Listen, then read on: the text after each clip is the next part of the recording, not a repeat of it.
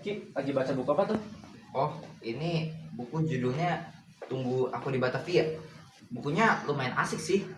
Ya kan, Maili? Maili. Hah? Oh iya, bukunya asik. Hah, buku apa tuh? Halo teman-teman sekalian, perkenalkan nama saya Maili, nomor absen 7. Saya Akio, nomor absen 19. Saya Besti, nomor absen 36. Pada video vlog kesempatan kali ini, teman-teman sudah tahu belum kami mau ngapain nih?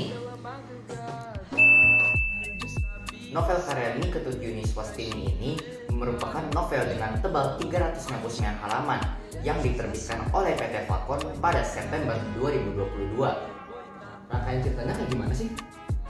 Cerita ini mengambil berbagai latar, yaitu pada masa kini dan juga pada masa penjajahan Belanda. Arimbi, seorang gadis perempuan, menemukan buku harian yang Rokni, yaitu neneknya. Dalam buku tersebut ditemukan foto bersama seorang laki Eropa. Arimbi juga menemukan sebuah kotak kayu yang berisi surat-surat untuk seorang pria bernama Willem Godwin yang tak terkirim. Saat itu, Eyang Rokni sudah sangat tua dan berada dalam kondisi yang kurang baik. Maka, untuk membuatnya senang, Arimbi pergi ke Belanda dan bertemu dengan Nona untuk mencari Willem Godwin sehingga dapat memberikan surat tersebut. Cerita ini berlatar pada masa penjajahan Belanda. Willem Godwin yang merupakan seorang warga Belanda baru mengetahui bahwa ia mendapat darah pribumi dari ibu kandungnya. Akhirnya karena penasaran, ia pun pergi ke Hindia Belanda untuk mencari ibu kandungnya tersebut. Namun selama masa pencariannya, ia malah menemukan seorang perempuan yang dianggap menarik, yaitu Rukmi. Rukmi adalah perempuan yang cerdas dan tegas. Ia dididik dengan sangat baik oleh ayahnya.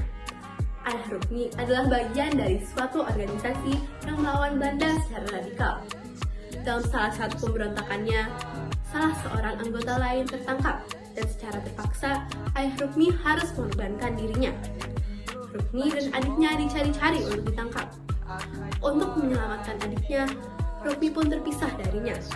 Akhirnya, Rukmi tertangkap dan disiksa oleh pemerintah kolonial Hindia Belanda sampai ia diselamatkan oleh Willem Godwin. Singkat cerita, akhirnya Willem dan Rukmi memulai hubungan lalu menikah. Mereka hidup dengan bahagia. Namun, kekalahan Belanda melawan Jepang membuat Indonesia akhirnya dikuasai. Ketika Belanda bebas, Willem pun dibawa kembali ke Belanda. Secara keseluruhan, novel ini memiliki alur cerita yang asik, sehingga pembaca tidak mudah bosan saat membaca. Gaya menceritakan yang menarik pun membuat pembaca benar-benar merasakan apa yang diceritakan. Selain itu, pilihan kata dan istilah yang kompleks dapat menambah wawasan kita seputar diksi. Namun, buku ini memiliki cerita yang berat, sehingga alurnya sulit untuk dimengerti, di mana latar waktu dan juga latar tempat suka mendadak berubah. Selain itu, pilihan kata dan istilah yang kompleks membuat buku ini sulit untuk dipahami, sehingga lebih cocok. Secara umum, buku Tunggu Aku di Batavia merupakan novel yang cukup baik untuk dibaca bagi para penggemar novel. Novel ini berisikan cerita yang sangat menarik dengan banyak penggunaan bahasa yang juga menarik. Namun, kedua hal tersebut menjadi pertimbangan bagi buku ini. Meskipun penggunaan kata-kata dalam novel tersebut sangat menarik, seringkali membuat pembaca merasa bingung karena pilihan katanya yang sangat sulit untuk dipahami. Selain itu, alur cerita yang berpindahan antar dua latar waktu tanpa penjelasan yang jelas membuat pembaca kesulitan dalam mengikuti jalur cerita. Hal tersebut membuat pembaca tidak bisa fokus pada satu latar waktu dan merasa kebingungan saat membaca. Dari adanya sisi positif dan negatif dari buku ini, para pembaca juga dapat memperluas wawasan mereka terhadap pemahaman dan kosakata pembaca.